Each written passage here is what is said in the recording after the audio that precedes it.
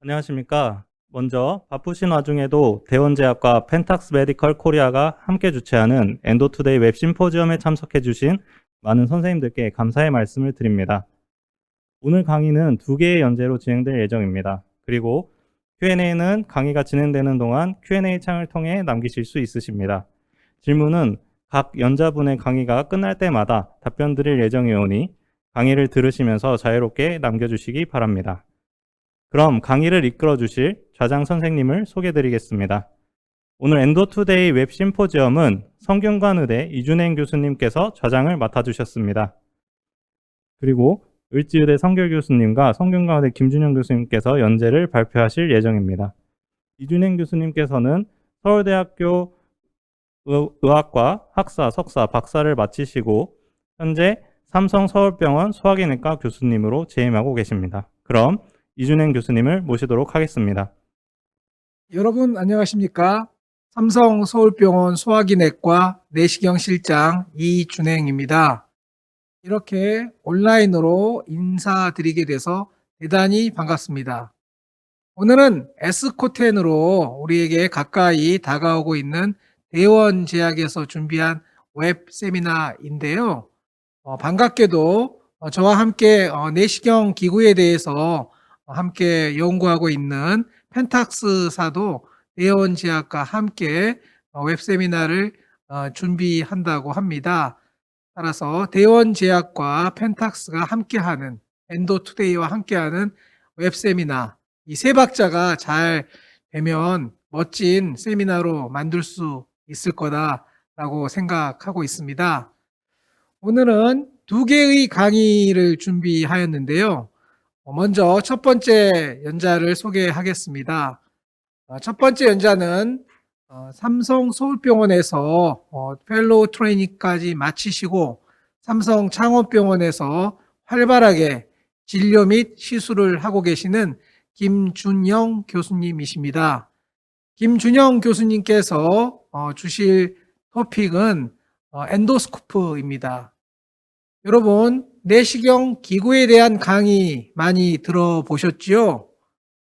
20분의 짧은 시간 동안 내시경에 대해서, 액세서리에 대해서 모든 걸 한꺼번에 다루기 때문에 아마 지금까지의 강의는 대부분 수박 겉핥기식 강의였을 것입니다. 저희 엔도투데이 세미나에서는 수박 겉핥기식 강의를 탈피해서 하나씩 깊이 있게 모든 내시경에 관련된 모든 분야를 다루는 시리즈 강의를 준비하였고요. 그중 하나로 오늘 김준영 교수님께서 내시경 기구 그 자체에 대해서 설명해 주실 것입니다.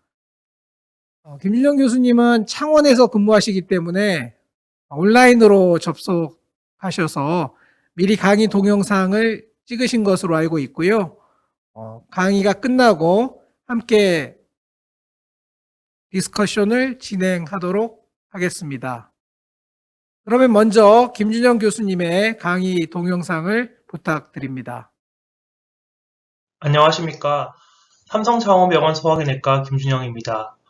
먼저 좋은 자리를 마련해 주신 대원제약 및 펜탁스 관계자분들께 감사의 말씀드립니다. 제가 오늘 강의할 주제는 소화기 내시경에 대해서입니다. 다소 방대할 수 있는 내용이지만 매년 이맘때쯤인 3월경에는 대학병원의 전임의 선생님과 또 로컬에서 위내시경을 처음 시작하는 선생님들이 많으시고 본인들이 사용하는 기계에 대해서 기본적인 내용을 알고 시작하는 것이 도움이 될 듯 하여 준비해 보았습니다. 저는 오늘 내시경 역사에 대해서는 아주 짧게 알아보고 주로 내시경의 시스템과 구성, 그리고 조작법, 그리고 종류에 대해 말씀드려 보도록 하겠습니다. 먼저 내시경 개발과 발달의 역사에 대해 간략히 알아보도록 하겠습니다. 내시경 기계가 있기 전 시대에는 튜브와 카테터를 사용하여 식도와 위를 관찰하려는 노력들이 있었습니다. 1500년대 및 이전 기록에서 식도에 있는 이물의 제거를 위해서 사용되는 장비에 대한 기록들이나 삼킴 곤란 환자들을 위한 튜브 등의 사용이 확인됩니다. 오른쪽 그림과 같이 튜브에 구멍을 뚫고 스펀지를 달아 생선, 가시 등의 식도 이물을 제거하는 기구를 사용했다는 기록도 확인해 볼 수 있었습니다. 1868년 소화기내과의 아버지라 불리는 쿠스마울이 최초의 경성 위경을 개발했습니다. 단단한 고무 튜브로 만든 위관을 통해 위 세척, 협착 등의 치료에 사용하였습니다. 또 다른 경성 위경의 종류들입니다. 이러한 경성 위경을 사용하여 위내 병변을 관찰하고 기록하였는데 오른쪽 수채화는 경성 위내시경을 사용하였던 엘스너가 본인의 책인 1911년 디 가스트로그래피에 그려놓은 위궤양 수채화입니다. 내시경 발달과 역사의 이기는 섬유경 시대입니다. 우측 사진은 1958년 헐슈웨츠가 최초의 파이브로스콥을 사용하여 검사를 하고 있는 모습입니다. 이후 전자내시경이 개발되어 내시경 선단에 비디오 카메라가 부착되어 있는 영상을 TV 모니터를 통해 볼 수 있게 되었습니다. 이를 통해 여러 의사들이 동시에 병변을 관찰하여 오진을 줄이고 내시경 전 과정을 녹화 재생 가능하게 되었습니다. 이후에는 초음파 내시경 및 캡슐 내시경이 개발되기에 이르렀고 현재 많은 전자내시경과 초음파, 캡슐 내시경 검사들이 사용되고 있습니다. 내시경 개발의 역사는 간단히 소개해드렸으며 본 강의인 소화기 내시경 장비 및 구조와 종류에 대해 말씀드리도록 하겠습니다. 사실 이러한 내시경 구조에 대해 정확히 알고 내시경을 시작하시는 분들은 많이 없을 것 같습니다. 저도 그러하였고 보통은 실제로 사용하면서 어시스트 간호사나 선배 의사들에게 물어보거나 하나씩 기능을 알아가게 되는 경우가 많습니다. 이번 강의에서 한번 듣고 사용해 보시면 더 쉽고 유용하게 내시경 기계를 다루실 수 있고 또한 조작 위숙으로 발생 가능한 내시경 손상 또한 예방하실 수 있을 거라 생각합니다. 소화기 내시경 장비는 오른쪽 그림과 같이 구성됩니다. 가장 기본이 되는 내시경 스콥과 시스템, 그리고 모니터인 크게 세 구조로 이루어진다고 볼 수 있습니다. 먼저 내시경 스콥입니다. 내시경 스콥은 환자에게 삽입되는 삽입 부위와 조작 버튼이 있는 조작부, 그리고 프로세서와 연결되는 연결 부위로 이루어집니다. 삽입부는 실제 입과 항문, 장루를 통해 환자의 내강으로 들어가는 부분입니다. 일반 위내시경의 경우 길이는 대략 1m 정도, 두께는 약 10mm 이내입니다. 내시경 두께는 제조사별, 모델별로 약간 다르지만 1에서 2mm 정도의 차이에 따른 환자가 느끼는 불편감은 거의 차이가 없습니다. 삽입부 내부는 여러 가닥의 매우 가는 케이블과 튜브로 이루어져 있습니다. 삽입부 말단을 자세히 보시면 다음과 같이 구성되어 있습니다. 펜탁스의 모델로 보도록 하겠습니다. 내시경 이미지를 생성하는 CCD 렌즈가 12시 방향에 크게 확인되고 있습니다. 그리고 이 양옆으로 3시와 9시 방향으로 빛을 내보내는 자동차 헤드라이트와 같은 파이버 옵틱 라이트 가이드가 존재하고 있습니다. 이렇게 양측에서 빛을 쏴주기 때문에 그림자 없이 병변의 관찰이 가능합니다.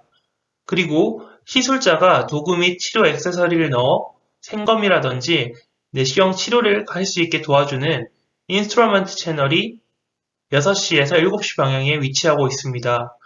이 채널은 석션 기능도 함께하기 때문에 기구를 넣은 상태에서는 석션 기능이 떨어질 수 있음에 대해 유의하여야 하겠습니다. 1시 방향에는 물을 분사시키는 워터젯 채널이 있으며 에어 앤 워터 노즐이 5시 방향에 있어 렌즈를 닦는 기능을 할 수 있게 합니다.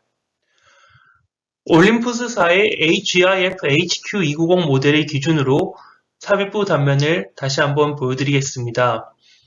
디스탈 엔드의 다이아미터는 10.2mm로 다소 두껍습니다.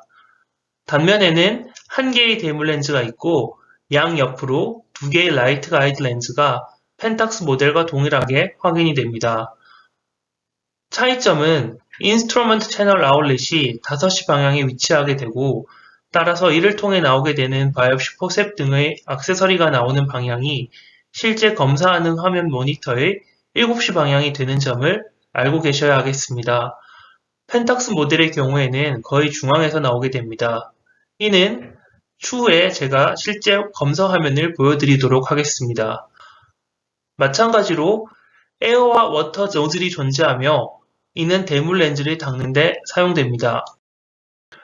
에어 버튼을 꾹 누르고 있으면 보시는 화면과 같이 물이 분사되어 대물 렌즈를 닦는 기능을 하며 이는 자동차의 와이퍼와 비슷한 역할을 한다고 보시면 되겠습니다.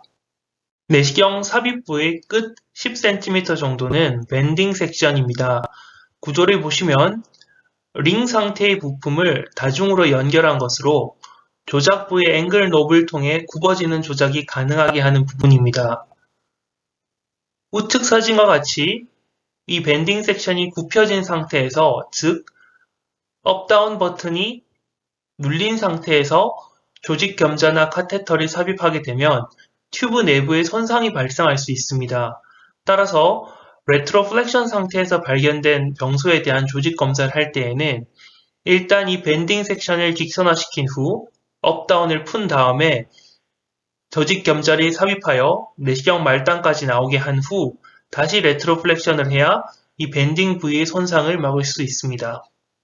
조작부의 노브를 조절하여 업다운과 라이트 레프트 조절을 하고 최대한 업을 하였을 때 밴딩 부위가 180도 이상 반전이 되어야 효율적인 검사를 할 수 있습니다. 보여드리는 올림푸스 상부 위장관 내시경 모델들은 210도까지 반전이 되고 또 상위 모델일수록 이 밴딩 섹션의 길이가 짧아 기능성의 좋음을 강조하고 있지만 실제 사용해보면 가장 신형인 290 모델에 비해 260 모델이 더 굵기가 더 얇아서인지 개인적으로는 제2턴 및 병변 관찰이 더 용이하였습니다. 올림푸스 모델의 경우 상부 스콥의 경우에는 업은 최대 210도, 다운은 90도, 좌우 100도가량 조작이 가능하며 하부 스콥은 상부 스콥보다는 업다운은 180도 정도로 조금 제한적이지만 좌우는 160도 정도로 조금 더 유연합니다. 내시경 조작 부위를 살펴보겠습니다. 펜탁스 모델을 먼저 보여드립니다. 조작부에는 2개의 노브와 이를 고정하는 장치, 그리고 2개의 밸브와 몇 개의 버튼이 있습니다. 안쪽의 큰 노브는 업다운 노브이며 바깥쪽 작은 노브는 레프트 라이트 노브입니다. 업다운 노브는 당겼을 때 업이 됩니다. 2개의 노브를 고정시켜주는 고정장치가 각 존재하며 필요시에 사용할 수 있으나 상부 위장관 스콥에서 사용하게 되는 경우는 매우 드문 것 같습니다. 조작부 손잡이 아래쪽으로 인스트루먼트 채널이 확인됩니다. 조직 겸자 포셉이나 시술 관련 액세서리들을 이 인스트루먼트 채널, 워킹 채널을 통해 사용하게 됩니다. 에어 워터 밸브 중간에 작은 구멍이 있는데 이를 손가락으로 막고 있으면 삽입부로 공기가 들어갑니다. 이 버튼을 강하게 누르면 삽입부 말단 노즐로 물이 분사되어 이전 슬라이드에서 보여드린 것과 같이 대물 렌즈를 세척해주는 효과가 있습니다. 이 에어 워터 밸브 상방으로는 석션 밸브가 위치합니다. 석션 밸브를 누르면 위의 공기나 액체가 흡인됩니다. 올림푸스4 모델을 보도록 하겠습니다. 크게 다른 점은 없습니다. 큰 상하 노브와 작은 좌우 노브가 있습니다.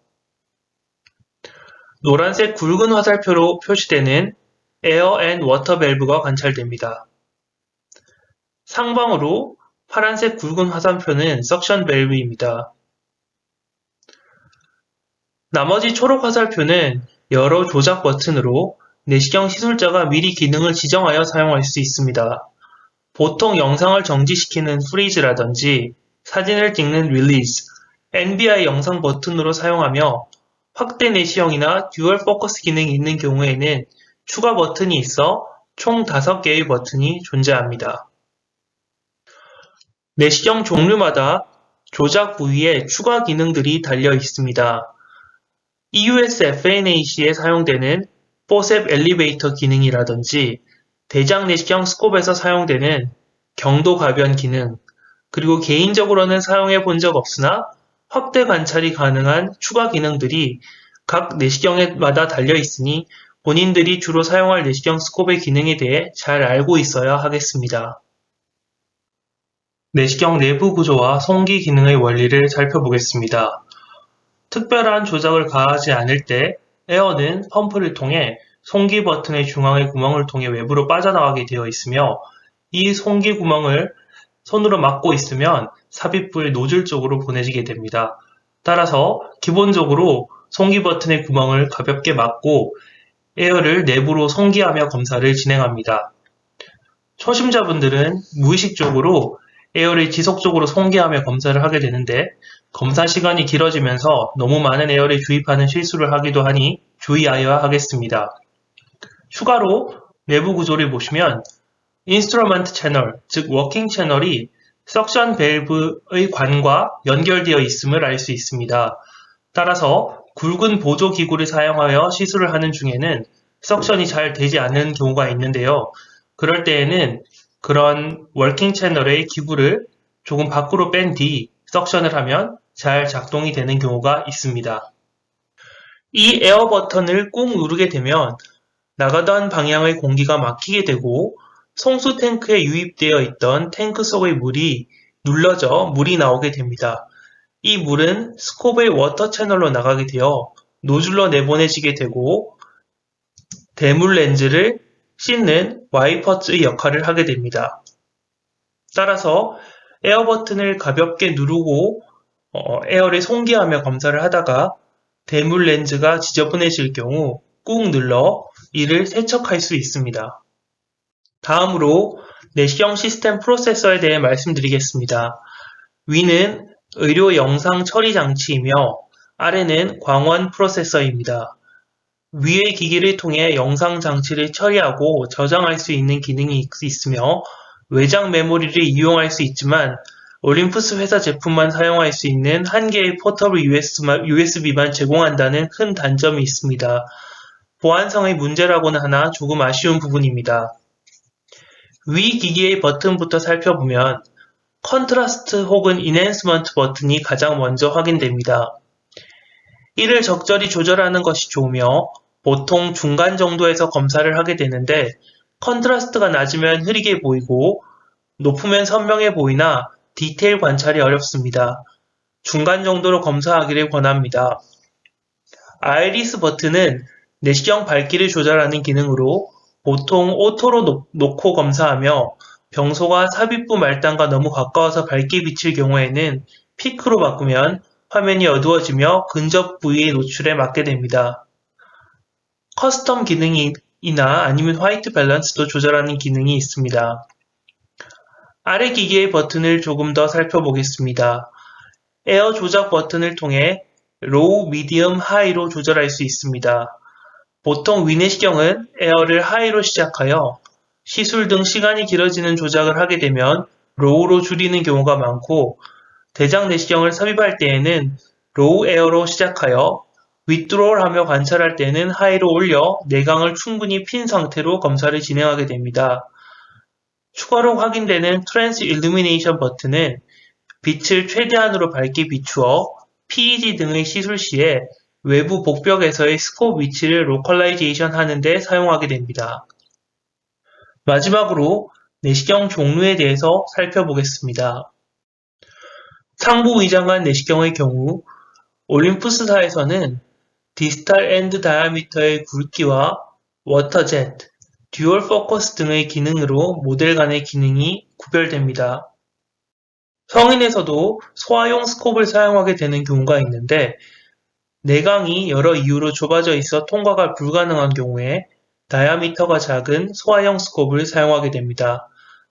소화용 스콥의 경우 디스탈 엔드가 5.4mm로 작고 따라서 워킹 채널 또한 2.2mm로 작기 때문에 소화용 스콥을 사용할 경우 일부 사용할 수 없는 액세서리들도 존재합니다. 실제 소화용 스콥을 써보면 스콥이 얇고 따라서 힘을 잘 받지 않습니다. 대장 내시경 스콥의 경우 다이아미터는 12mm로 상부 스콥보다는 조금 더 두껍고 길이는 일반형이 1.3m, 그리고 롱스콥이 1.7m 정도입니다. 특징적으로는 워킹 채널이 나오는 위치가 화면상 5시 방향이라는 점이 상부 위장관 스콥과 비교하여 다른 점입니다. 앵귤레이션 레인지 또한 180도로 상부 위장관 스콥과 비교하여 움직임이 제한적입니다. 따라서 직장이나 원위부 결정에 대한 시술을 고려할 때 상부 위장관 스콥으로 변경하여 사용하는 것이 더 편리할 때도 있습니다. 올림푸스사 경우에는 특징적으로 베리어블 스티프니스 조절이 가능하여 선호하는 선생님들이 있습니다. 액세서리 채널 아웃렛 방향에 대해 실제 조작 화면에서 보여드리면 좌측은 상부 내시경 스콥 사진이며 바이옵시 포셉이 7시 방향에서 나오는 것을 확인하실 수 있습니다. 우측은 대장 내시경 스콥 사진이며 5시 방향에서 바이옵시 포셉이 나오는 것을 볼 수 있습니다. 12지장경은 사이드 뷰 스콥으로 측면에 대물 렌즈와 인스트루먼트 채널이 존재합니다. ERCP 시술이 가능한 스콥입니다. 12지장경은 측면에 대물 렌즈가 달려있기 때문에 AOV 및 ERCP 시술이 용이한 스콥입니다. 좌측은 일반 상부 위장관 내시경으로 관찰한 AOV 사진이며 우측은 12지장경을 통해 관찰한 AOV 뷰입니다. 이렇듯 AOV 병변이 의심된 경우에는 이러한 측시경이 병변 관찰에 훨씬 더 유리하며 본 사진은 앰플러리 캔서가 확인되었던 증례입니다. 초음파 내시경은 스캐닝 메소드에 따라 리니어와 레디얼 스콥으로 나누어지고 리니어 스콥은 180도의 뷰 스캔이 가능하며 FNA와 같은 인터벤셔널 EUS를 시행할 수 있는 장점이 있습니다. 좌측이 180도 뷰 스캔이 가능한 그리고 FNA 같은 시술이 가능한 리니어 스콥이며 우측은 360도 뷰 스캔이 가능한 레디얼 스콥입니다. 내시경 종류를 간략히 설명드렸고 올림푸스 외 3대 내시경 회사인 펜탁스사와 후지필름 내시경을 잠시 소개해드리겠습니다. 먼저 펜탁스 내시경 모델의 특징을 살펴보겠습니다. 펜탁스사의 경우에는 LED 광원을 사용하여 낮은 발열과 비용 효과적이며 차세대 HD 이미지 센서로 고퀄리티 영상을 제공합니다. 또한 올림푸스사의 MBI처럼 아이스캔이라는 이미지 인핸스 모드를 제공하여 점막 표면과 혈관상의 관찰에 도움을 받을 수 있겠습니다. 후지필름에서도 이전 소개드린 다양한 소화기 내시경뿐 아니라 브론코스코피까지 제작하고 있습니다. 이러한 3개 회사 제품은 내시경 결과 사진만 보아도 구별이 가능합니다. 좌측 후지필름은 사진이 원형으로 찍혀 있으며 올림푸스의 경우는 팔각, 펜탁스의 경우는 약간 둥근 팔각 형태의 검사 사진을 제공합니다. 또한 내시경 및 검사 정보가 각각 우, 좌, 우로 위치하고 있어서 결과 사진만 보아도 구별할 수 있습니다. 각 회사는 각각의 이미지 인핸스 모드를 가지고 있습니다. 이미지 인핸스 엔도스코피란 광학적으로 혹은 전자적으로 일정 파장만 이용하여 같은 병소를 다른 색조로 관찰하는 기술로서 올림푸스의 경우 NBI, 펜탁스의 경우 아이스캔, 후지필름의 경우 BLI와 CLI 모드를 제공합니다. 내시경 종류와 3대 내시경 회사의 모델과 특징에 대해 간략히 알아보았습니다. 마지막으로 개인적인 의견을 잠시 말씀드리고 강의를 마치도록 하겠습니다. 내시경도 기계다 보니 새로운 모델이 많이 개발되고 있습니다. 새로 개발된 모델이 여러 기능도 있고 좋은 점도 많겠지만 반드시 좋지만은 않다고 생각합니다. 가격도 비싸지며 새로 개발되었다 보니 검증이 덜 되어 있는 경우도 많습니다. 그리고 기능이 많다 보니 고장이 더 잘 생기기도 합니다. 구관이 명관이라는 말처럼 기계를 잘 알고 잘 관리하였다면 부형 내시경이라도 기본적인 진단 내시경에 충분하겠습니다. 익숙하고 많이 쓰는 회사 모델이 더 좋은지도 의문입니다. 원숭이 꽃신 우화가 있습니다. 한 물건에 익숙해지고 그것만 사용하게 된다면 자유시장 체제에서 독점이 발생하고 의존적일 수밖에 없습니다. 가성비가 좋고 장단이 있는 다양한 회사 제품이 있으니 처음 배우실 때에는 회사와 모델을 가리지 않고 다 접해보시기를 권합니다. 취직 자리에 따라서도 본인이 내시경을 선택할 수 없는 위치가 더 많습니다. 제가 오늘 말씀드린 내용은 여기까지입니다. 기계는 잘 알고 사용해야 100% 그 기능을 다 사용할 수 있고 고장 내지 않고 오랜 기간 잘 사용할 수 있습니다. 경청해 주셔서 감사합니다. 네, 김준영 교수님, 내시경에 대한 상세한 강의 아주 잘 들었습니다. 감사합니다. 오늘 목요일 저녁 시간에 1,500여 명이 사전 등록을 하고 현재 1,000여 명께서 이 강의를 듣고 계십니다. 내시경에 대한 상세한 지식에 대하여 얼마나 많은 분들이 목말라 하고 있었나를 잘 알 수 있습니다. 강의를 들으시면서 느끼셨겠지만 내시경은요, 기본적으로 디지털 카메라, 사실은 캠코더에 가깝습니다. 동영상을 보는 기계이고 동영상을 촬영하다가 중간에 정지 이미지를 가끔 획득하는, 즉 캠코더이거든요. 여러분 캠코더 사면 사용 설명서 읽어보시죠. 그리고 이 버튼이 무엇일까? 이 버튼이 무엇일까? 눌러보지 않습니까? 왜 캠코더를 사서는 설명서도 보고 이 버튼 저 버튼 눌러보시면서 내시경에서는 그런 일을 안 하시는지 저는 늘 궁금하게 생각합니다. 캠코더의 버튼을 많이 알면 알수록 좋은 영상을 찍을 수 있는 것처럼 내시경도 그 버튼 하나하나의 기능을 잘 알아야만이 좀 더 좋은 검사, 좀 더 깨끗한 이미지를 남길 수 있습니다. 김준영 선생님께 몇 가지 들어온 질문을 말씀드리겠습니다.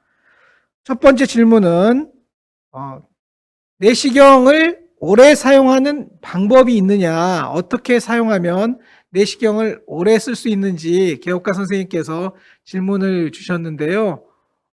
김준영 선생님도 대학가에 계시기 때문에 수명에 관심이 없을지 모르겠으나 이 내시경이라는 게 기본적으로 수천만 원 하는 장비이므로 망가지면 무척 곤란하거든요.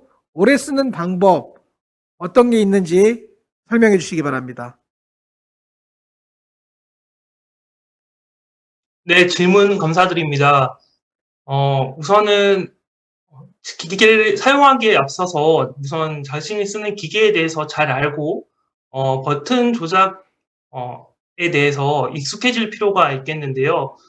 저는 일단 가장 제가 흔하게 느꼈던 고장 나는 부분이 버튼 그 사진 찍는 버튼에 대한 부분이었습니다. 이 버튼이 90도에서 수평으로 잘 눌려져야 되는데 보통 사용하다 보면은 이제 편하게 막 누르다 보면 옆으로 눌려지는 경우가 많습니다. 그래서 옆으로 눌리다 보면은 기계가 버튼이 고장이 나고 그리고 잘 눌려지지도 않고 자주 망가지는 걸 많이 겪었기 때문에 이 빠른 검사도 중요하겠지만 버튼 누르실 때 90도로 조금 버튼을 조심스럽게 눌러주시면은 오래 사용이 가능할 것 같고요. 그리고 이물 같은 게 있을 때도 석션 그 튜브가 많이 망가지는 경우를 많이 봤기 때문에 석션 하시는 것도 조금 주의해서 하시면은 더 오래 사용을 하실 수 있을 것 같고 세척에도 주의를 하시면은 좋을 것 같습니다. 네, 감사합니다. 지금 김준영 선생님께서 말씀 주신 것처럼 내시경 오장을 일으키는 범인 50%는 의사거든요. 그런데 30%는 직원입니다. 직원들이 내시경을 움직이거나 세척하는 과정에서 무리한 조작을 해가지고 내시경이 막 긁거나 화질이 떨어지는 경우가 있거든요. 끝을 부닥치거나. 그래서 직원 교육도 잘 시키는 게 중요하고요. 여러분, 20%는 환자입니다. 특히 수면 내시경 하는 동안 마우스피스가 빠져서 내시경을 깨무는 환자들이 종종 있는데요. 그러면 거의 1,000만 원대의 대형 사고입니다. 그래서 환자의 시데이션도 적당하게 하는 게 매우 중요하다 이제 생각이 되고요. 김준영 교수님께서 말씀해 주신 것은 버튼입니다. 여러분 이런 식으로 잡지 않습니까? 손가락으로 버튼을 하고 1번, 2번 버튼은 엄지손가락으로 누르는데요. 이 1번, 2번 버튼이 문제입니다. 버튼을 위아래로 바로 누르면은 상당히 오랫동안 수명이 유지되는데요. 엄지손가락으로 비스듬히 누르면은요, 버튼이 망가지면서 버튼을 싸고 있는 막이 찢어집니다. 막이 찢어지면 누수가 돼가지고요, 내시경이 망가지기 쉽습니다. 따라서 버튼을 위아래로 누르는 습관이 필요하고요. 글쎄요, 우리나라 사람들은 손이 아무래도 좀 작기 때문에 버튼을 위아래로 누르기 어렵다 얘기하시는 분도 계시지만, 우리 올림푸스 내시경, 펜탁스 내시경 최근에 나온 거 보면 1번 버튼이 좀 가깝습니다. 일본 사람들도 동양 사람들이어가지고요, 내시경을 손잡이를 그렇게 크게 만들지 않았거든요. 작은 손으로도 다 업다운 직각으로 누를 수 있습니다. 처음 배우실 때 요것을 습관을 잘 들이는 게 필요하다고 생각합니다. 김주영 교수님, 두 번째 질문입니다. 강의 중에는 삽입부의 1, 2mm 정도의 두께 차이는 큰 불편감을 일으키지 않는다. 불편감 차이를 일으키지 않는다라고 하셨는데요. 환자의 인후부, 목 부분 불편감을 줄이기 위한 방법, 선생님의 비법을 소개해 주시기 바랍니다. 예, 뭐, 비법은, 마땅하게는 없는 것 같습니다. 일단은, 해부학적 구조를 잘 알고, 많은 연습을 통해서, 감으로 익히는 게 중요할 것 같은데요. 무리하게, 환자에게, 삽입하는 것보다는, 저항감이 느껴지지 않게 조심스럽게 삽입을 하는 게 중요하겠으며, 어, 환자에게 예전에는 조금 삼켜보라는 그렇게 이제 삼키면서 밀어넣는 방법도 있었는데 저는 그렇게 억지로 삼키게 하는 것보다는 어, 그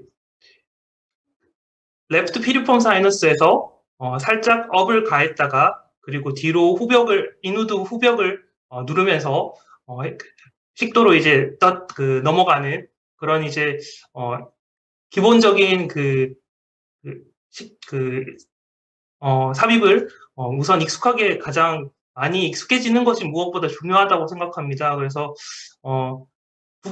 두께나 이제 뭐 내시경 종류의 차이보다는 그런 삽입 자체에 대해서 무엇보다 익숙해지시는 게 중요할 것 같고 무리하게 억지로 넣는 것보다는 안 되겠다 싶으면 익숙한 시술자에게 부탁해서 처음에는 절대 무리하지 마시고 선배나 상급자에게 부탁을 해서 퍼포레이션이라든지 블리딩이라든지 그런 문제를 일으키지 않는 것이 중요할 것 같습니다.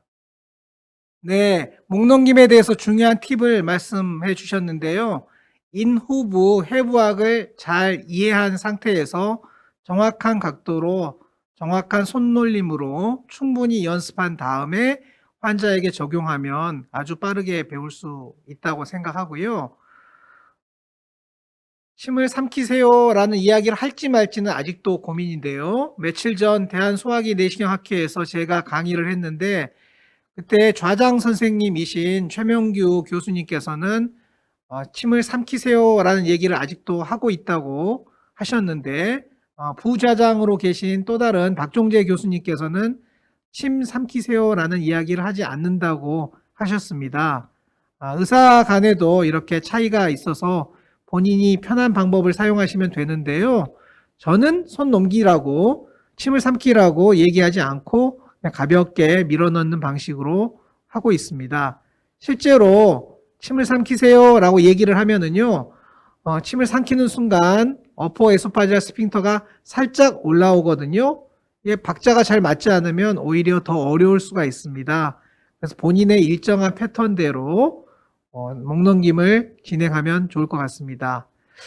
김준영 선생님, 펜탁스 내시경을 트레이닝 기간에 사용해 보신 것으로 알고 있는데요. 에듀케이션에서도 많이 사용하고요.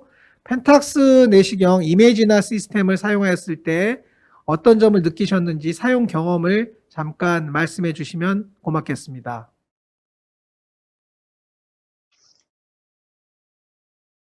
네, 제가 펠로우 때 올림푸스 내시경을 한 80% 정도, 그리고 펜탁스 내시경을 한 20% 정도 사용을 했었습니다.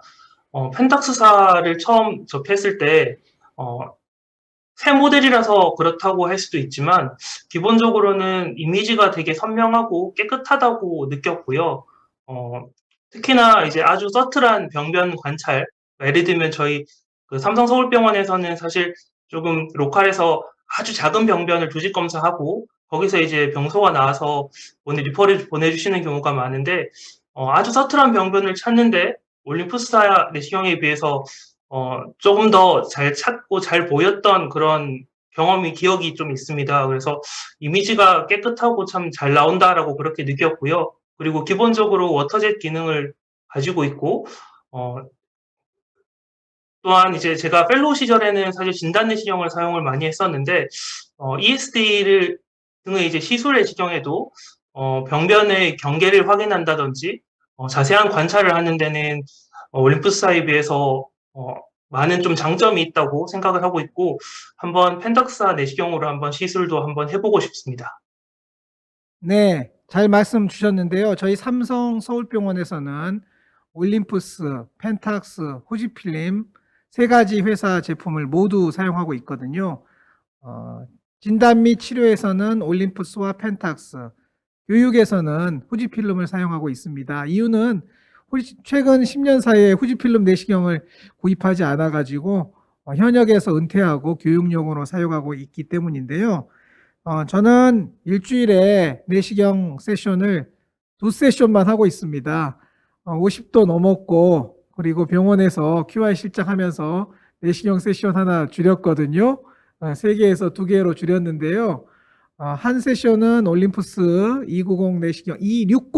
저는 주로 260을 쓰고 있습니다. 치료 내시경을 하니까. 260 내시경을 사용하고 있고, 펜탁스 이메지나를 다른 날 사용해서 이렇게 절반 사용하고 있는데, 펜탁스 내시경의 가장 큰 장점은 일단 가볍고, 그리고 손잡이가 작아서 저처럼 손이 작은 사람에게 유리하고, 그리고 방금 김준영 교수님께서 말씀해 주셨듯이 아주 선명합니다. 특히 니어 포커스. 올림푸스는 니어 포커스라는 이름을 가지고 있으나 호지필름은 특별히 그런 이름은 없으나 렌즈 자체가 포커스가 아주 가깝게 잡혀 있어 가지고요. 클로즈업 뷰가 아주 선명하게 나온다. 이 점이 장점이고요. 치료 내시경을 함에 있어서는 내경이 2.8mm가 아니고 바이옵시 채널의 내경이 3.2mm여서 카테타가 들어가 있는 상태에서도 에어워터 석션이 자유롭다는 점이 있고요. 앵귤레이션이 매우 좋아서 카디아나 하이바디에 있는 병소를 치료하는 데 유용하다 등등의 특징이 있고요. 그 다음에 이미지를 USB로 동영상으로 녹화해서 교육자료나 발표자료를 만드는데 유용하게 사용할 수 있다라는 점을 말씀드리겠습니다. 성결 선생님에게 질문을 드리고 싶은데요. 성결 선생님은 아마 삼성 서울병원에서 사용하던 내시경하고 현재 노원 을지병원에서 사용하는 내시경 기구 자체는 같은 걸로 아는데요. 내시경실의 여러 가지 환경, 내시경이 놓여있는 각도나 침대나 기타 여러 가지는 조금 다를 것입니다. 새로 취직한 병원에서의 내시경, 같은 내시경으로 다른 장소에서 내시경을 하면서 느꼈던 좋은 점, 나쁜 점 한두 가지 소개해 주시기 바랍니다. 네.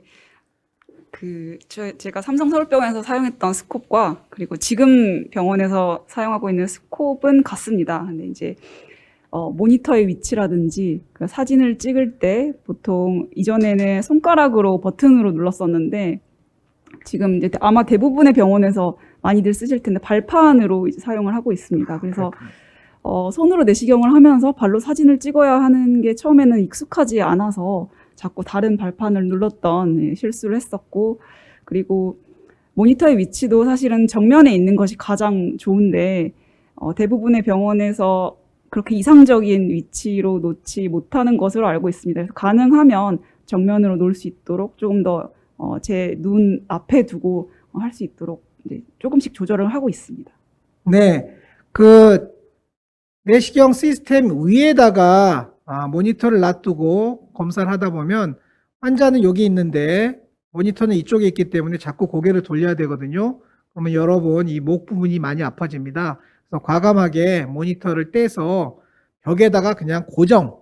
물론 암이 있으면 제일 좋은데요. 암은 최소한 5천만 원에서 1억 정도 하고요. 그리고 건물이 그 암 무게를 받쳐줘야 되기 때문에 기존 건물에 추가로 설치할 수는 없습니다. 새로 확장할 때만 할 수 있거든요. 그래서 암은 어렵더라도 내시경을 모니터를 떼가지고 정면에 벽에다 고정하는 게 차라리 더 좋다라고 좀 말씀드리고 싶고요. 그러면 발판으로 사진을 찍고 치료 내시경 할 때도 발판을 눌러야 될 텐데 치료 내시경 세팅에서는 그 발판들이 어떻게 됩니까? 발이 하나밖에 없는데 여러 버튼을 눌러야 돼서 어렵지 않나. 저는 써본 적이 없어서 드리는 질문인데요. 네, 어렵습니다. 그리고 보통 이제 서서 하기 때문에 이전에는 앉아서 하면서 발판을 노란색과 파란색 이렇게 두 가지만 눌렀으면 됐는데 지금은 서 있으면서 오른쪽으로 발판 사진을 찍고 그다음에 워터 펌프를 누르게 되고 왼쪽 발로는 이제 커터리 하는 노란색과 파란색 발판을 누르게 되기 때문에 굉장히 어렵습니다. 코트리를 왼발로 누르나요? 저는 양쪽에 하나씩 두고 아, 하게 됩니다. 예, 헷갈려가지고요. 그렇군요. 네, 그래서 하여튼간에 발판 사용하는 게 꼭 좋은지 잘 모르는데요. 제가 추천하는 방법은 대장 내시경을 할 때 사진을 막 50장씩 찍는 분이 있거든요. 필요 없는 짓입니다. 사진은 15장만 찍어도 충분하거든요.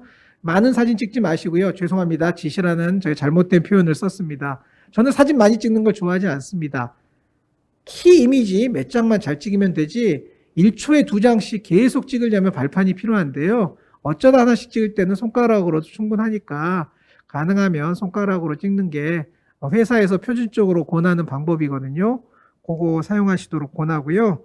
오른발, 왼발 양쪽 같이 쓰시려면은 아무래도 앉아서 하는 게 낫겠다라는 생각이 좀 들기도 합니다.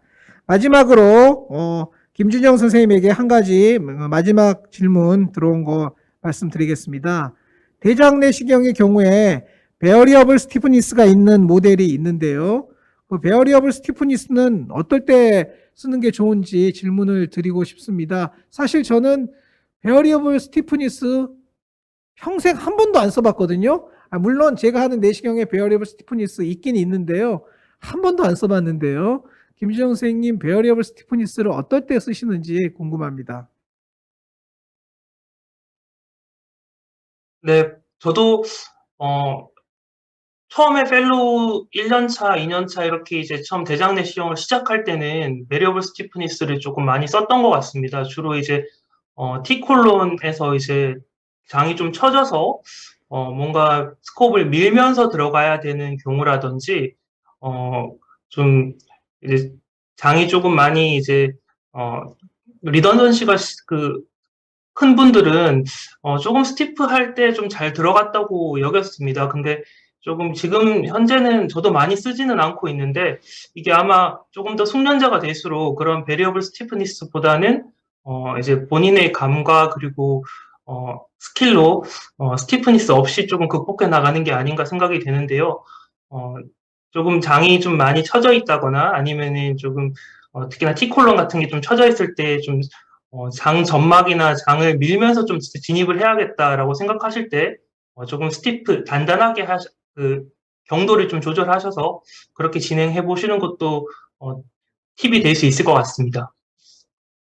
네, 교과서적으로는 회사에서 추천하는 교과서적인 방법으로는 김준영 선생님이 말씀하셨듯이 T콜론에 들어갔는데 T콜론에서 밀었을 때 전진은 하지 않고 오히려 시그모이드의 루프가 자꾸 생기는 그런 상황.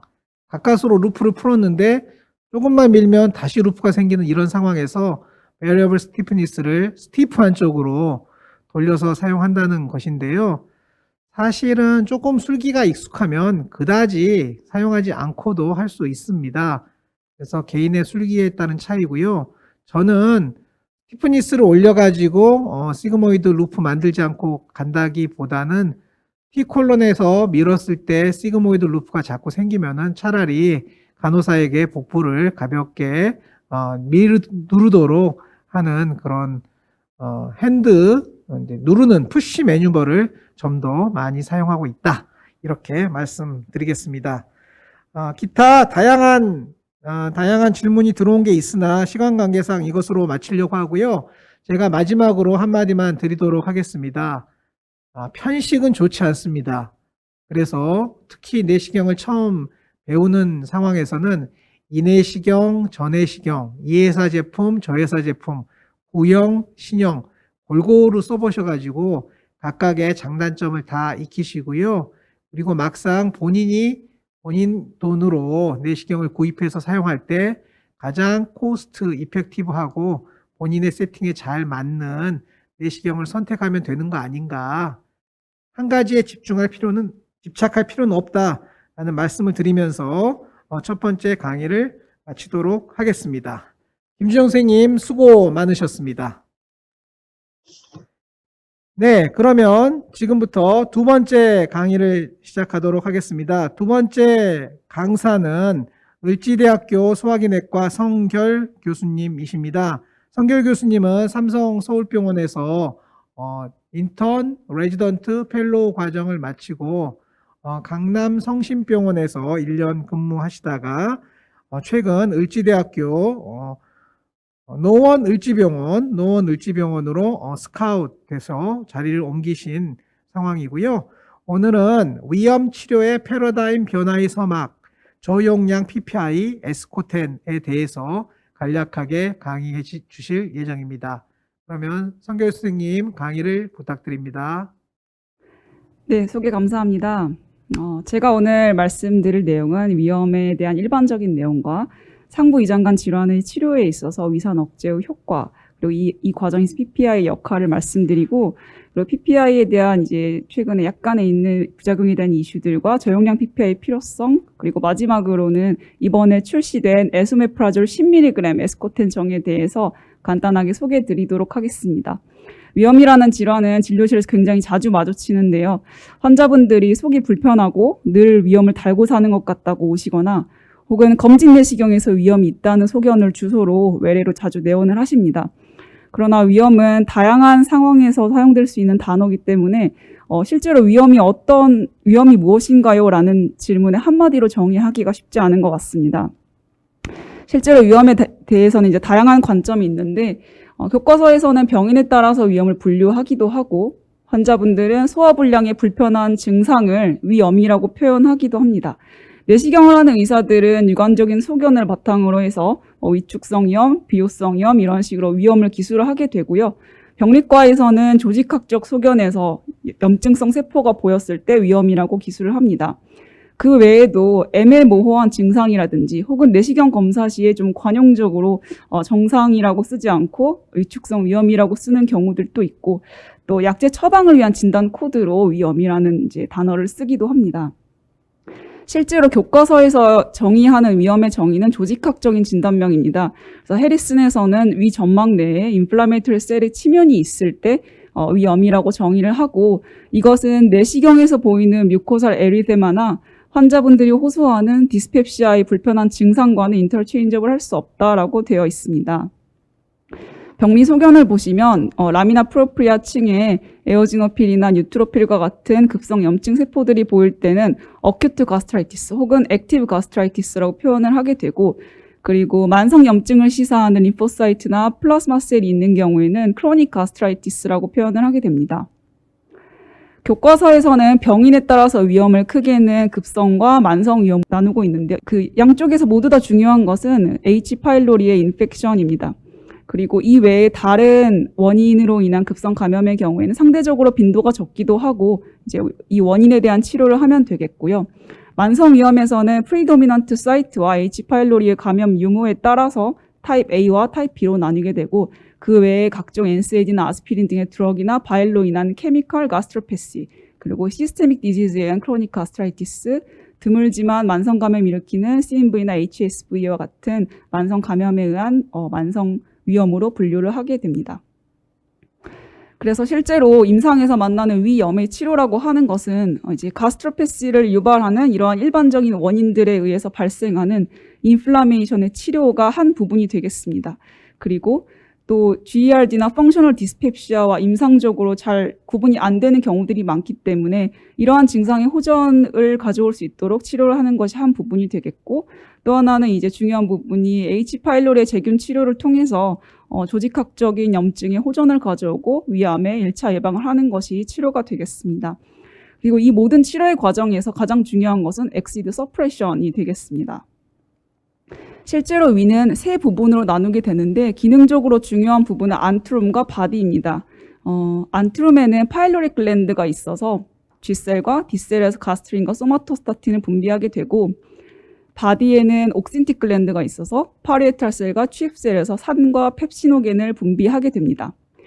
이 부분을 조금 자세하게 보시면 바디에 있는 파리에탈 셀에는 크게는 세 가지의 수용체가 있는데 아세틸콜린, 히스타민, 가스트린 리셉터가 있어서 이러한 수용체들이 활성화되게 되면 셀 시그널링 패스웨이를 통해서 위 루멘 쪽에 있는 하이드로젠 포타슘 ATPase라는 이제 흔히 말하는 프로톤 펌프를 활성화시키게 되고, 활성화된 프로톤 펌프에서는 능동 수송을 통해서 엑시드를 계속 위 안쪽으로 분비를 하게 됩니다.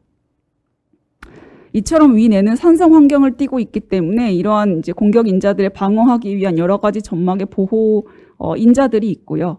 그래서 위 점막의 뮤코살 인테그리티를 유지하기 위해서는 이러한 공격 인자들과 방어 인자들의 균형이 중요하다고 알려져 있습니다.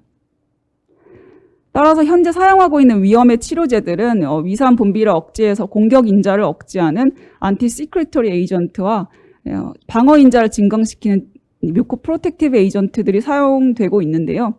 안티시크리토리 에이전트에는 H2 리셉터 안타고니스트, PPI, 그리고 최근에 나온 PCAB이 있겠고, 위산 분비 억제능은 PPI와 PCAB이 비슷하게 우수한 것으로 알려져 있고, 그리고 H2 리셉터 안타고니스트는 조금 떨어지는 것으로 알려져 있습니다. PCAB이 나오기 전까지 전통적으로 가장 많이 사용했던 위산 분비 억제제는 H2 리셉터 안타고니스트와 PPI인데요. H2 리셉터 안타고니스트는 위 벽의 파리에탈 셀에 있는 수용체 중에서 히스타민 리셉터를 경쟁적으로 억제함으로써 위산 분비를 억제하게 됩니다. 그러나 H2 리셉터 안타고니스트는 내성에 문제가 있는데요. 위 내의 pH가 올라가게 되면 다른 리셉터들이 이제 네거티브 피드백에 의해서 업레귤레이션 되게 되고, 또한 H2 리셉터 그 자체도 업레귤레이션 되면서 결국에는 위산 분비 억제의 효과가 떨어지게 됩니다. 이러한 내성은 복용을 시작하고 나서 2주 이내에는 발생하는 것으로 알려져 있습니다. 실제로 파모티딘 20mg과 오메프라졸 10mg을 복용시켜 보면 2주 동안 복용하면서 오메프라졸 복용군에서는 위 내의 pH가 4 이상으로 잘 유지되는 반면에 파모티딘을 복용한 군에서는 하루가 지나면서부터 pH 4 이상으로 유지되는 시간이 급격하게 감소하는 것을 볼 수 있습니다.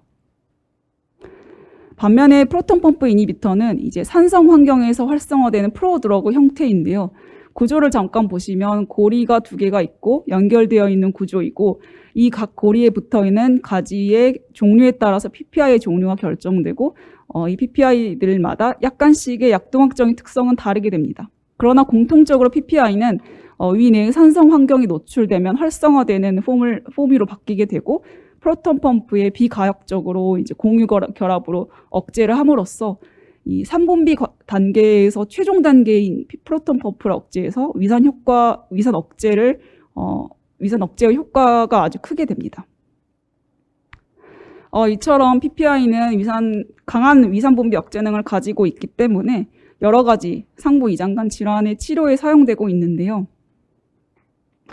먼저 어큐트 가스트라이티스의 치료에 대한 우리나라 국내 연구들을 몇 가지 종합하여 보시면 내시경에서 미란의 호전율을 보았는데 보통 뮤코 프로텍티브 에이전트보다는 안티시크리토리 에이전트들이 조금 더 효과가 우수한 것으로 알려져 있고, 특히 PPI 중에서 에소메프라졸의 쿼터 도우즈인 10mg과 파모티딘이 거의 비슷한 효과를 가지는 것으로 확인되었습니다.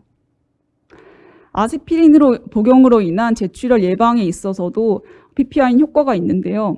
아스피린을 복용하면서 이전에 궤양 출혈이 있었던 환자들에게 H2 블로커와 PPI를 각각 복용을 시켰더니 PPI를 복용한 군에서는 1년 뒤까지 아스피린을 복용하면서 제출혈이 발생하는 비율이 유의하게 더 낮았고, 1년 뒤에 내시경을 했을 때 얼서의 발생도 유의하게 더 낮았습니다. 또한 아스피린을 복용하면서 디스펩시아로 호소하는 환자분들이 있는데 이제 이때 PPI의 효과도 알려져 있습니다. 판토프라졸과 파모티딘을 각각 이제 복용을 시켰을 때 판토프라졸군에서는 중간에 속쓰림이 너무 심해서 아스피린을 중단하게 되는 환자들이 1명이었던 반면에 파모티딘군에서는 10명이나 되었고 그 외에도 미란이나 위궤양, 위궤양 출혈 등이 진단되었습니다. 이처럼 PPI는 아스피린으로 인한 재출혈 예방뿐 아니라 디스펩시아 증상 완화에도 효과가 있는 것으로 알려져 있습니다. 또한 엔세이드로 인한 소화성 궤양의 치료에도 PPI는 효과적인데요.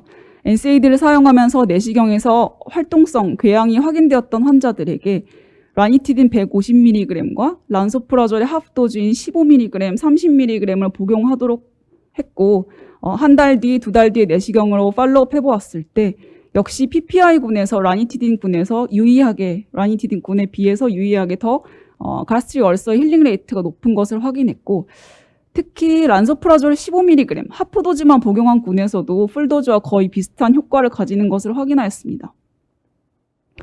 그리고 엔세이드로 인한 이제 소화성 궤양의 예방에 있어서도 에소메프라졸의 하프도즈인 20mg 원스데일리 요법으로도 예방에 충분히 효과적이고 안전하다라는 이제 RCT들이 보고된 바가 있었습니다. 따라서 지금 국내 약제 연관 소화성 궤양의 진료 지침에서는 엔세이드를 장기간 투약하는 고위험 환자들, 즉 고령이나 궤양의 과거력이 있거나 기타 다른 약제들을 같이 복용하고 있는 경우에는 소화성 궤양 및 합병증을 예방하기 위해서 저용량 PPI를 투약을 권고하고 있습니다. 물론 궤양으로 인한 출혈의 치료나 이런 경우에는 이제 PPI 풀도즈를 쓰는 것이 원칙인데요. 예방 목적으로는 저용량 PPI도 풀도즈와 거의 비슷한 효과를 보였기 때문에 이렇게 권고를 하고 있습니다. 또한 저용량 아스피린을 복용하는 환자에 있어서도 이전에 궤양 출혈의 과거력이 있는 경우에는 예방 목적의 PPI를 투약하도록 권고하고 있습니다. 그리고 PPI는 펑셔널 디스펩시아에서도 효과가 있는데요. PPI를 복용한 군은 그렇지 않은 군에 비해서 16주 동안 비교를 해봤을 때 디스펩시아 증상 완화되는 비율이 우수하게 나타났고 특히 PPI 복용군과 플라시보 복용군에서 증상 호전이 없었던 군들은 증상 호전이 있었던 군들에 비해서 위내의 pH가 낮았기 때문에 위산화 억제가 결국 증상 개선과 관련이 있다는 것을 확인한 연구였습니다. 미국에서 시행한 대규모 이제 RCT에서 란소프라졸 30mg과 하프도즈와 플라시보군을 비교를 하였는데요. 역시 디스펩시아 증상 호전에 있어서 PPI 복용군은 플라시보군에 비해서 유의하게 효과가 있었고 특히 란소프라졸의 하프도즈인 15mg도 풀도즈와 거의 비슷한 효과를 보였습니다.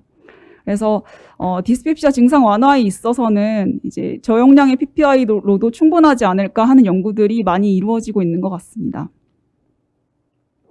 일본에서는 펑셔널 디스펩시아 증상 완화에 있어서 각각 다른 약제들을 가지고 비교를 해보았는데요. 유코 프로텍티브 에이전트와 프로카이네틱스, H2 리셉터 안타고니스트, PPI 이 네 약제를 복용을 시켰을 때 디스펩시아 증상이 완전히 호전되는 환자들의 비율과 그리고 충분하게 호전되는 환자들의 비율이 역시 PPI군에서 가장 우수하게 통계적으로 유의하게 높게 나타났습니다.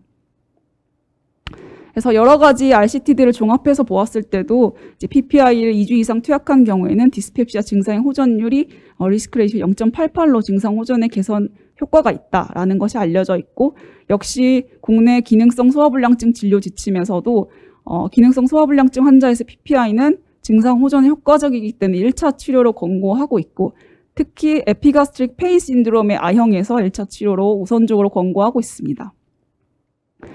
히스타민 리셉터 블로커는 증상 호전에 효과적이기는 하지만 장기간 사용했을 때는 약효가 감소될 수 있기 때문에 단기간 사용을 고려하도록 되어 있습니다. 이처럼 PPI는 효과적이고 그리고 30년 이상 사용하면서 충분히 안전성을 이제 입증한 약제이지만 부작용에 대한 이슈가 없는 것은 아닙니다. 아직까지는 어느 정도 연관성을 확인한 단계이거나 인과관계를 아직 입증하지는 못했습니다만은 PPI가 위산을 억제한다는 이론적인 배경과 또 여러 가지 빅데이터 연구들을 기반으로 했을 때 여러 다양한 장기들에 영향을 미친다고 이제 알려져 있습니다. 대표적으로는 호흡기 감염이라든지 클로스트리움 디피실과 같은 GI 인펙션들, 그리고 마그네슘이나 칼슘, 철분 등과 같은 영양소의 흡수 장애라든지 골다공증과의 관련성들이 잘 알려져 있습니다. 그리고 PPI를 오랫동안 썼을 때는 하이퍼가스트리네미아를 유발할 수 있는데, 이러한 하이퍼가스트리네미아는 펀디클랜드 폴리의 발생, 그리고 가스트릭 애니티나 가스트릭 캔서와도 관련이 있을 수 있다라는 보고들도 있습니다. 한 메타 아날라이시스에서 PPI를 1년 이상 복용하였을 경우에 펀디클랜드 폴립의 발생률이 유의하게 더 높았고, 특히 이제 48개월 이상 복용하였을 때에는 오즈 레이쇼가 더욱더 높아지는 것을 확인하였습니다. 이런 연구들이 아직은 좀 바이어스가 있을 수 있고, 또 연관성을 확인한 정도의 단계에 그치고 있는 상태이고, 또 임상적으로 어떠한 의미가 있는지에 대해서는 좀 추가적인 연구가 필요하긴 하겠지만, 장기간의 PPI를 사용할 때에는 이러한 이슈들을 분명히 생각을 해야 할 것 같습니다. 따라서 효과를 볼 수 있는 가장 저용량의 PPI를 사용해야 한다는 것이 이제 조금 컨센서스로 이루어지고 있는데, 실제로 미국 소화기학회에서도 장기간 PPI를 사용하는 환자들에 있어서는 정기적으로 그 필요성을 재평가하고 증상 효과가 있는 가장 최소한의 용량을 사용하도록 권고하고 있습니다. 스탠다드도제 PPI와 로도즈 PPI의 디스펩시에 대한 효과를 비교를 해보면 여러 가지 RCT들을 종합한 메타 아날라이시스에서 디스펩시아 증상 완화에 있어서 스탠다드도즈와 로도즈는 큰 차이는 없다라고 확인된 바 있었습니다. 따라서 이제 저용량 PPI에 대한 필요성이 조금씩 더 대두되고 있고, 실제로 이제 GERD 환자들을 대상으로 해서 에소메프라졸 풀도즈인 40mg과 20mg, 그리고 오메프라졸 20mg을 가지고 비교를 해보았을 때 가스트릭 pH가 높게 유지되는 것과 그리고 혈중 농도가 높게 유지되는 것이 에소메프라졸 40mg이 가장 우수했고, 그 다음으로 에소메프라졸 20mg, 오메프라졸 20mg 순서로 이제 우수하였습니다. 에소메프라졸은 오메프라졸에서 만들어진 약제인데요. 오메프라졸은 처음 나온 PPI이고 S폼과 R폼의 이성질체 혼합형이기 때문에 각 개인마다 약동학적인 특성이 조금씩 달라질 수 있다는 단점이 있었습니다. S오메프라졸은 이런 오메프라졸의 S-아이소머 형태의 이성질체를 잘 정제해서 개발된 약제로 오메프라졸에 비해서 바이오 어베일러빌러티가 더 좋고 오랄 포텐시가 더 높은 것으로 알려져 있고, 지금 가장 오랫동안 사용해온 PPI입니다. 현재 오메프라졸 10mg은 역류성 식도염의 재발 방지를 위해서 QD 용법으로 사용을 하고 있는데요. 그렇다면 오메프라졸보다 조금 더 포텐시가 센 에소메프라졸 10mg도 충분히 효과가 있지 않을까라는 생각을 해볼 수 있겠습니다. 실제로 에소메프라졸 10mg을 사용하고 있는 국가는 일본밖에 없는데요. 일본에서는 역류성 식도염의 유지요법과 비미란성 역류성 식도염의 치료요법으로 10mg을 사용을 하고 있습니다. 당시 일본에서 시행했던 에소메프라졸 10mg 임상 3상 자료를 보시면 역류성 식도염 증상이 재발하지 않을 확률이 에소메프라졸 20mg이 가장 높고, 그 다음이 에소메프라졸 10mg, 그 다음이 오메프라졸 10mg로 에소메프라졸 10mg이 오메프라졸 10mg에 비해서 조금 더 효과가 좋은 것으로 이제 나타났습니다. 그래서 이번에 출시되는 에스코텐 에소메프라졸 10mg 정은 지금은 위험으로 허가가 되어 있는 상태지만 추후에는 이러한 자료를 참고로 해서 GERD에도 조금씩 적응증을 확대해 나갈 여지가 있다고 볼 수 있겠습니다. 그래서 에스코텐이 실제로 어떻게 효과가 있는지 임상 결과를 간단하게 소개해드리겠습니다. 일상에서는 에소메프라졸 10mg과 파모티딘 그리고 에소메프라졸 20mg을 5일 동안 복용하도록 해서 실험을 했고요. 처음에는 파모티딘이 역시 효과가 좋았는데 데이 5일째가 되자 이제 파모티딘이 효과가 조금 더 떨어지고 에소메프라졸 20mg과 에소메프라졸 10mg이 우수하게 효과가 지속되는 것을 확인할 수 있었습니다. 그래서 가스트릭 pH가 3 이상으로 유지되는 시간과 4 이상으로 유지되는 시간 모두 에소메프라졸 10mg이 파모티딘 20mg에 비해서 더 우수하였고, 따라서 비열등성을 입증하여서 이 결과를 토대로 3상을 진행을 했습니다. 3상에서는 급성 위염과 만성 위염의 위점막 병변인 미란 출혈 발적 부종을 보이는 환자들을 대상으로 해서 역시 파모티딘과 비교를 하였습니다. 1차 유효성 평가 변수는 2주 후에 팔로업 내시경을 해서 위 점막 미란의 이제 호전율을 보았고요. 2차 유효성 평가 변수로는 그 외에 이제 2주 내시경에서 미란, 출혈, 발적, 부종의 호전율과 증상의 호전율을 보았습니다. 이렇게 내시경 사진을 찍어서 미란의 개수를 세고 각 개수마다 그레이딩을 매겼고 그 외에 부종이나 발적, 출혈 소견에 대해서도 이제 리뷰를 하였습니다.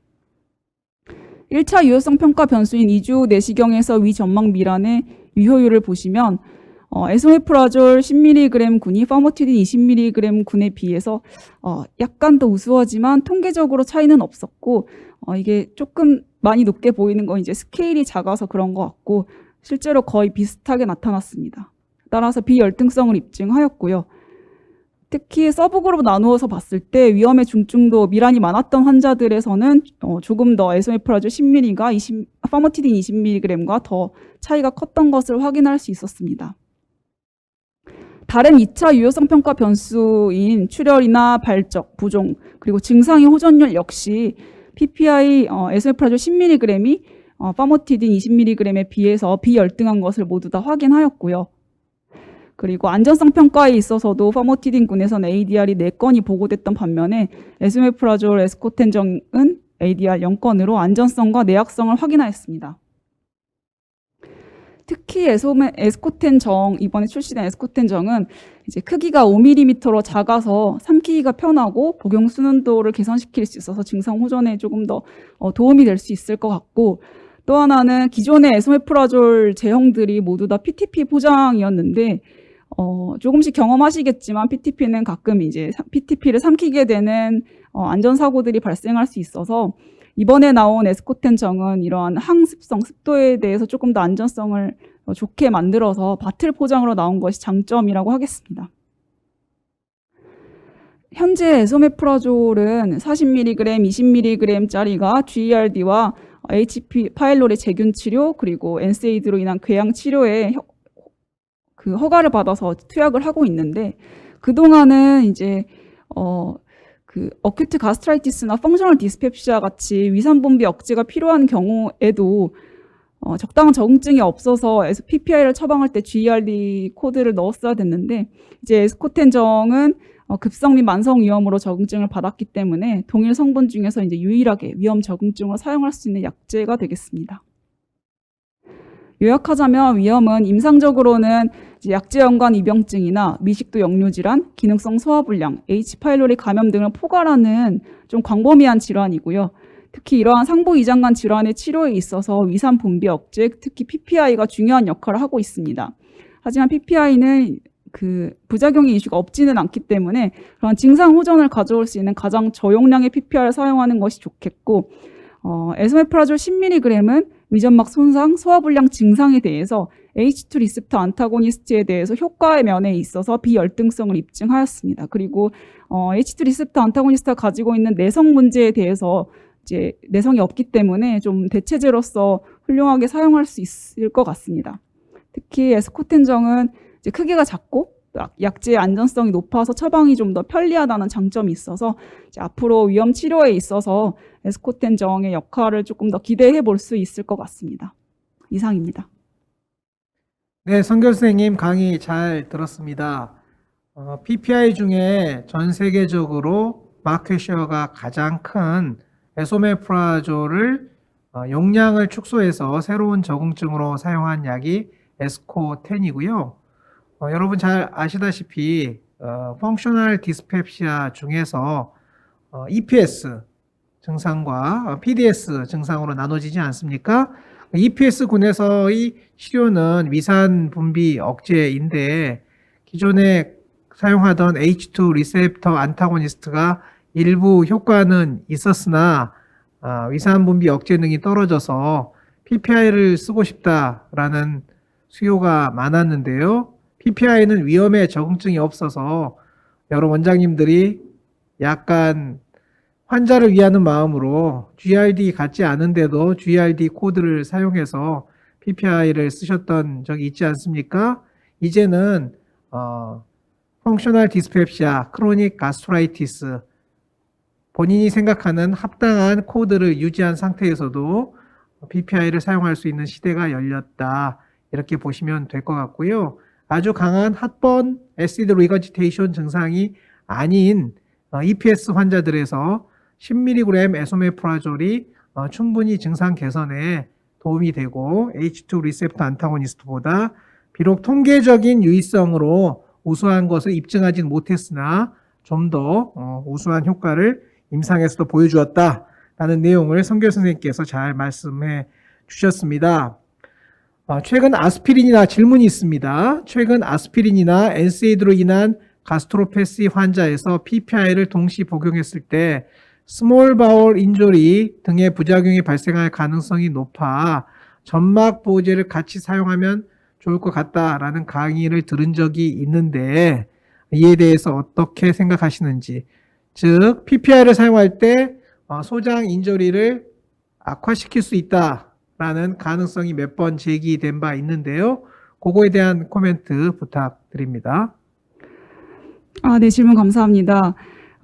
NSAID 자체로도 소장의 엔테로피시를 유발할 수 있는데 또 PPI도 소장의 디스바이오시스를 유발함으로써 또 NSAID와 PPI를 같이 복용할 때 이러한 디스바이오시스가 더 심해지지 않을까 하는 우려들이 있었고, 실제로 몇몇 연구들에서는 같이 복용을 했을 때 오히려 뭐 캡슐 내시경이나 이런 걸로 관찰했을 때 얼서나 미란들이 좀 관찰되는 것을 확인을 한 바가 있었습니다. 그래서 레버미피드는 아무래도 스몰 바울 쪽에 이제 뮤코 프로텍티브 에이전트로 좀 더 작용을 하고 블러드 플로우를 늘려주고 프로스타글란딘 합성을 좀 더 늘려주어서 보호 작용을 좀 할 수 있다고 잘 알려져 있는데요. 따라서 NSAID를 복용할 때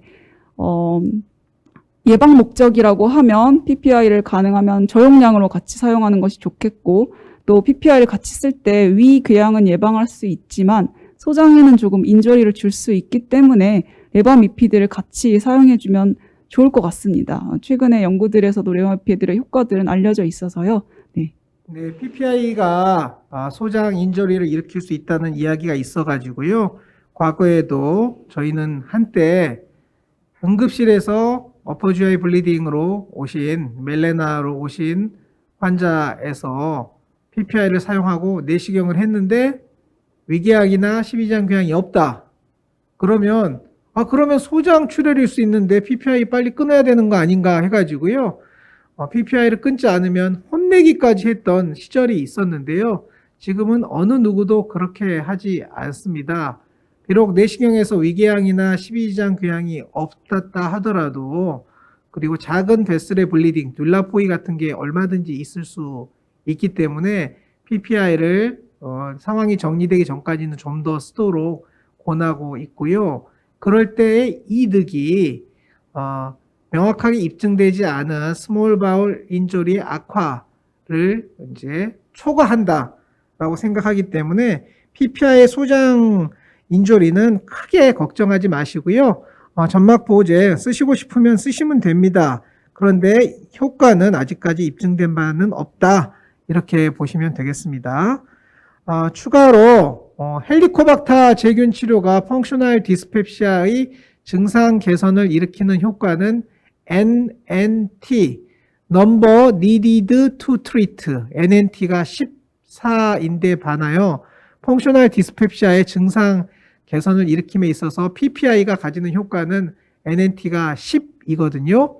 그래서 헬리코박터 제균 치료가 펑셔널 디스펩시아의 증상을 개선시키는 것보다 위산 분비 억제제가 PPI가 펑셔널 디스펩시아의 증상 개선을 일으키는 효과는 좀 더 좋다, 이런 이야기로 정리를 할 수 있겠습니다. 들어온 질문 중에 하나가 직접적으로 관련된 건 아닌 것 같은데요. 선생님, 헬리코박터 제균 치료 위험, 헬리코박터 제균 치료를 위해서는 헬리코박터 검사를 해야 되는데요.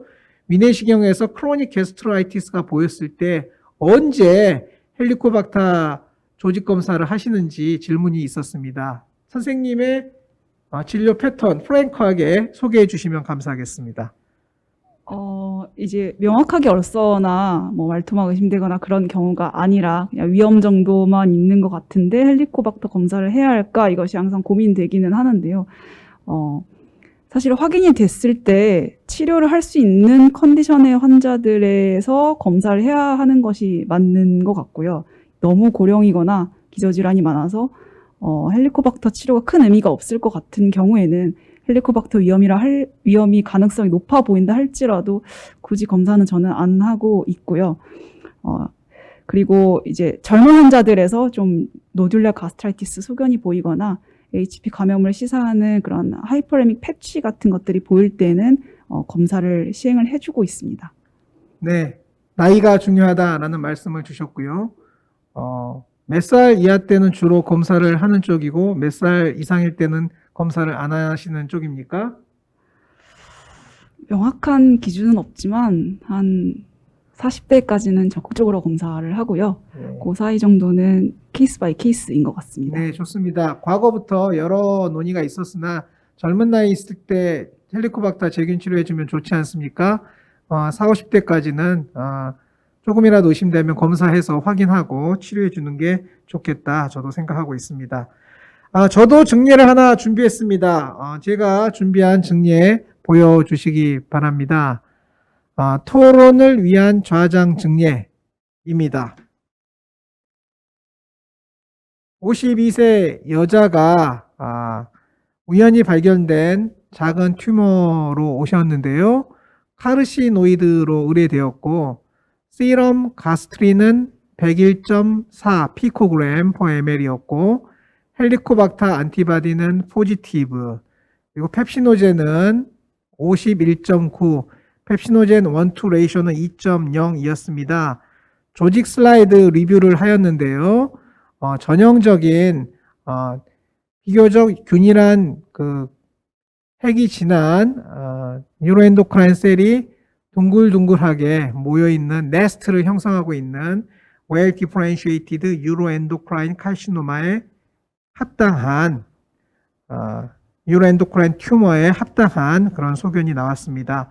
성결 선생님, 52세의 여성이고 헬리코박터가 시롤로지 양성이고요. 아트로피가 살짝 있고 조직 검사에선 전형적인 well differentiated neuroendocrine tumor grade 1 나온 경우입니다. 어떻게 치료하고 싶으십니까? 선생님의 치료 계획을 소개해 주시기 바랍니다. 먼저 HP 제균 치료를 시도를 해볼 것 같습니다. 헬리코박터 제균 치료를 시도하겠다.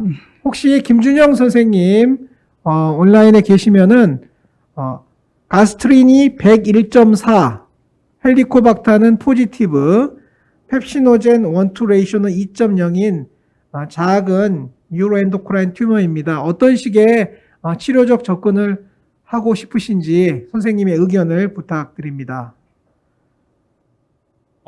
하이 가스트린 뉴로엔도크라인 튜머 타입 1인 경우로 생각이 되고요. 크기가 작고 그레이드가 좋기 때문에 저는 경과 관찰 또는 내시경 제거를 고려해 볼 수 있을 것 같습니다. 근데 경과 관찰하기에는 싱글이고 비교적 내시경적 절제가 쉬운 위치에 있기 때문에 내시경 제거를 해보는 것을 선택할 것 같습니다. 네, 선생님 하이 가스트린으로 말씀 주셨는데 사실은 시럼 가스트린 수치가 저희 병원 레퍼런스 밸류로는 90 이하가 정상이니까 101은 높다라고는 할 수 있으나 보통은 하이 가스트린인 경우는 200, 300 이상이었던 것 같거든요. 101.4도 하이로 분류를 해야 되는 걸까요? 아트로피 사실 조금 애매할 것 같기는 한데요. 그 가스트린 레벨과 아트로피를 이제 이게 일치한다면은 타입을 평가하기가 좋을 것 같은데 그렇지 않을 경우는 약간 고민이 될 것 타입을 정하는데 고민이 될 것 같기는 합니다.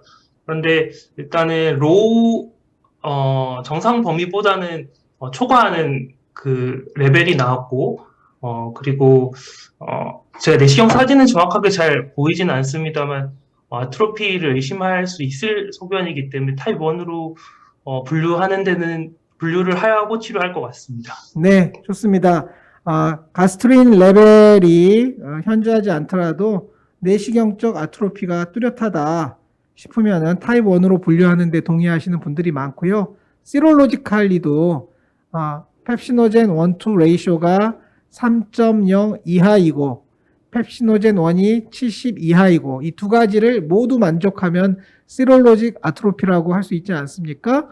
그래서 내시경적으로도 약간의 아트로피가 있고 시롤로직 아트로피는 확실하고 헬리코박터는 포지티브고 그리고 튜머는 작기 때문에 타입 1 유로엔도크라인 튜머에 준해서 헬리코박터 제균 치료하고 옵저베이션 하는 것도 선택할 수 있는 옵션이라고 생각하고요. 내시경 절제술을 할 수도 있다고 생각을 하는데 보통은 싱글이고요. 치료하기 쉬운 위치이고 젊은 나이일 때는 내시경 절제술을 해버리는 게 속 편하고요. 고령이시고 멀티플이고 내시경 치료하기 어려운 부위에서는 구태여 치료하지 않는 게 일반적인 관행인 것 같습니다. 저도 김준정 선생님하고 비슷하게 또 내시경 절제술 하는 걸 업으로 삼고 있는 의사이기 때문에 관찰하지 않고 그냥 제거해버렸습니다. 그래서 저는 일주일에 2번 내시경을 하고 있는데요. 하루는 펜탁스 이메지나 내시경으로, 하루는 올림푸스 260 내시경으로. 290을 사용하지 않고 260을 사용하는 이유는요. 290 내시경은 내경이 2.8밖에 없는데 260 제이스코프는 내경이 3.2mm가 있거든요. 그래서 이제 260을 사용하는 거고요. 펜탁스 이메지나는 진단 및 치료 겸용 내시경이기 때문에 내경 자체가 3.2mm입니다. 그래서 저는 유용하게 사용하고 있습니다. 근접해서 점막 패턴이 잘 보이는 게 이메지나의 특징이고요. 그래서 아이 스캔으로 다시 한번 관찰하고 난 다음에 지금은 내시경 나이프의 모양은 보이지 않지만 요거는 크고 동그랗게 마킹이 된 거는 펜탁스에서 나온 M 나이프를 사용해서 마킹을 하면은 크고 강하게 나옵니다. 나이프 옆에 둥근 플레이트가 있기 때문인데요. 여하튼 M 나이프를 이용해서 마킹을 하고 절제를 하고 시술을 마쳤습니다. 최종 병리 결과는 Well Differentiated Neuroendocrine Tumor Grade 1으로 나왔고요. 주로 KI67 레이블링 인덱스와 마이토틱 인덱스를 참고해서 그레이딩이 되는 것은 다 알고 계실 거라고 생각되고요. 그래서 패솔로지 리뷰를 하였습니다. 쭉 부위가 유로엔도크라인 튜머인데요. 머스큘라리스 뮤코자보다 아래쪽에 주로 메인 튜머가 있고 머스큘라리스 뮤코자 상방에도 약간의 튜머가 있습니다. 크로모그라닌 염색을 하여 보면 훨씬 더 잘 보이는데요. 머스큘라리스 뮤코자 아래쪽에 메인 매스가 있고 그 위쪽에 약간의 튜머가 있는데요. 요거는 서뮤코자에 있는 유로엔도크라인 튜머가 뮤코자로 침윤했다라고 보는 것이 아니고요. 뮤코자에 있는 유로엔도크라인 튜머에서 종양이 발생해서 점막 아래층으로 내려갔는데 어떠한 이유인지 점막 아래층에서 좀 더 큰 메스라고 하기에는 너무 작죠. 한 왼쪽 그 바를 보면은 장경이 한 3mm 정도 되지 않습니까? 여기까지 따지면 좀 더 되지만 서뮤코잘 에어리어는 3mm입니다. 이런 자그마한 너듈을 형성한 경우가 되겠습니다. 좀 더 확대해서 관찰해 보면 시냅토피진으로 염색한 내용입니다. 이거는 그래서 이렇게 뭉쳐 있는 유로엔도크라인 튜머들이 네스트를 형성한 게 보이고요. 머스큘라 뮤코사가 희미하게 보이지만 그 위쪽까지 이렇게 시냅토피진의 포지티브인 종양이 보이고요. 이 부분은 종양은 아닌데 글랜드의 베이스 쪽에 아마 시냅토피진 포지티브 먹는 정상 유로엔도크라인 튜머가 유로엔도크라인 셀이 페인트하게 이제 염색된 거 아닌가 저희는 판단하고 있고요. KI67 염색에서는 포지티브가 아주 드물게 나오는 상황이었습니다.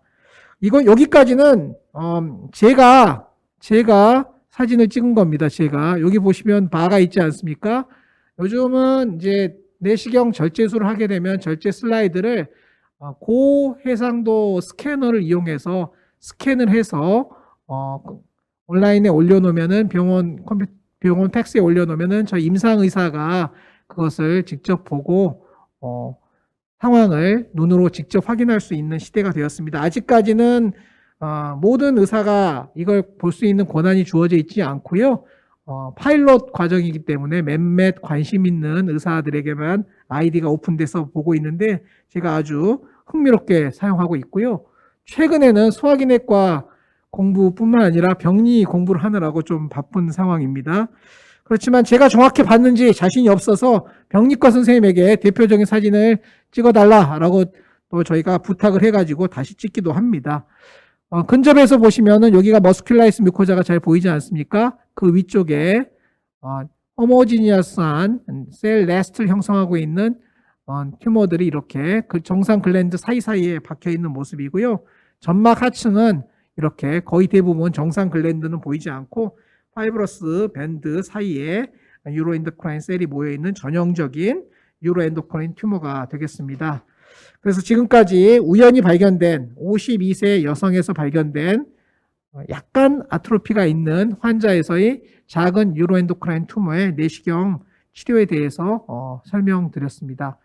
김준영 선생님이나 성결 선생님, 제 보여드린 증례에 대해서 질문이나 코멘트 있으면 한마디씩 해주시기 바랍니다. 먼저 김준영 선생님 어떻게 교수님께 보셨는지. 질문이 하나 있는데, 네. 질문이 하나 있는데요.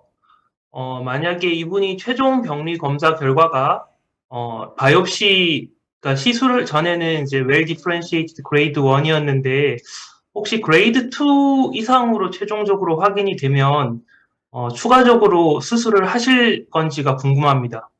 네, 좋은 질문입니다. 그게 애매한 일이거든요. 과거에는 치료도 하지 않고 옵저베이션 했던 병인데, 이게 이제 내시경 절제술을 하면은 KI67이나 마이토틱 인덱스가 살짝 높아가지고요. G2가 나오면 어떡하느냐. 어렵습니다. 서브토탈 게스트렉토미 더하기 림프노드 다이섹션을 해야 되는데요. 아직까지는 well differentiated 유로엔도크라인 튜머에서 G2라고 나온다 하더라도 환자에게 약간의 위험성을 말씀드리고 경과 관찰을 하고 있는 거고요. 요게 지금 거의 대부분의 선생님들이 현재 하고 있는 관행이라고 하겠습니다. 저도 고민은 되긴 됩니다. 네, 좋은 질문 감사합니다.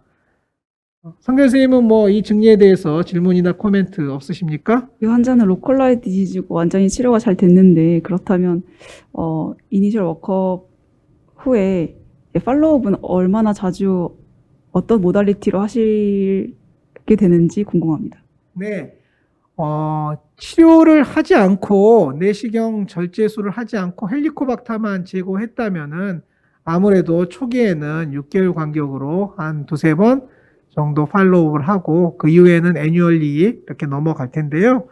이 환자는 내시경적으로 컴플리트 리섹션 된 상태이기 때문에 사실은 더 이상 추가 치료하지 않고 경과 관찰을 1년에 한 번 내시경을 하겠습니다. 하이포게스트리네미아가 없는 타입 3 유로엔도크라인 튜머에 대한 내시경 절제술을 저희 아주 많이 했고요. 재발한 예가 몇 예 있었는데 가장 작은 재발예는 1.6cm였습니다. 1.6cm 뮤코자, 서뮤코자에 침윤이 있고 제법 함몰되어 있던 우리 저 논문 발표도 했으니 논문을 찾아보시면 사진이 나올 텐데요.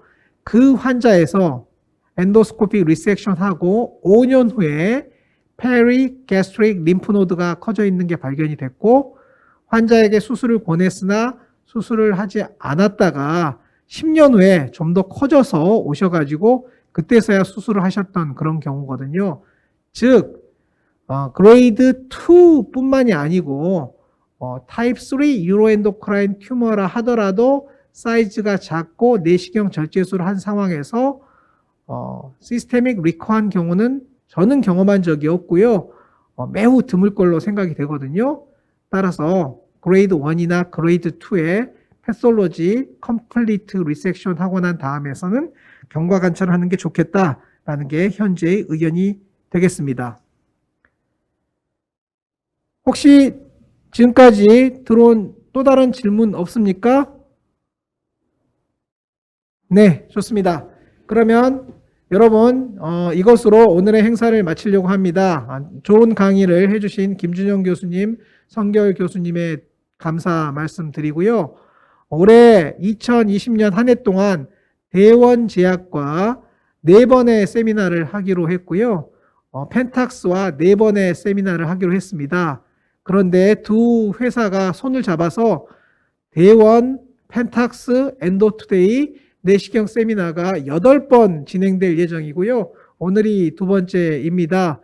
거의 45일에 한 번씩 세미나가 진행될 예정이오니 여러분들 많은 관심과 참여 부탁드립니다. 다음에도 더 좋은 내용으로 세미나를 준비할 것을 약속드리면서 이만 줄이겠습니다. 네, 경청해 주셔서 감사합니다.